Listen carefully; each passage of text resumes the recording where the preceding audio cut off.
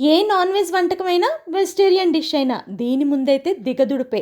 ఇది నోట్లో పెట్టుకొని ఒక్కసారి టేస్ట్ చేసిన తర్వాత మళ్ళీ మళ్ళీ ప్రిపేర్ చేసుకోకుండా ఉండలేరేమో.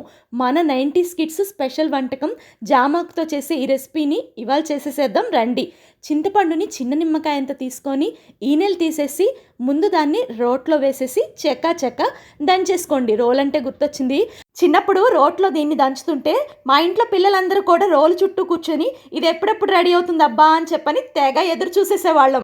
దీంట్లో చిటికెడు ఉప్పు, పావు టేబుల్ స్పూన్ జీలకర్ర, పావు టేబుల్ స్పూన్ కారం వేసేసి అంతా కూడా చింతపండుతో పాటు బాగా నలిగే విధంగా 4-5 సార్లు దంచుకున్నారంటే ఇంకేముంది, ఎంచక్కా రోట్లో నుంచి దీన్ని తీసుకొని చిన్న చిన్న బాల్స్ లాగా చుట్టేసుకొని శుభ్రంగా కడిగిన జామాకు మీద దీన్ని పెట్టేసేసి చక్కగా రౌండ్గా చుట్టేసుకొని నోట్లో పెట్టుకొని పరపర నవ్లారంటే జామాకు ఫ్లేవర్తో ఉప్పుగా పుల్లగా కారంగా అసలు వర్ణించడానికి వీలు లేనంత టేస్టీగా సూపర్గా ఉంటుంది.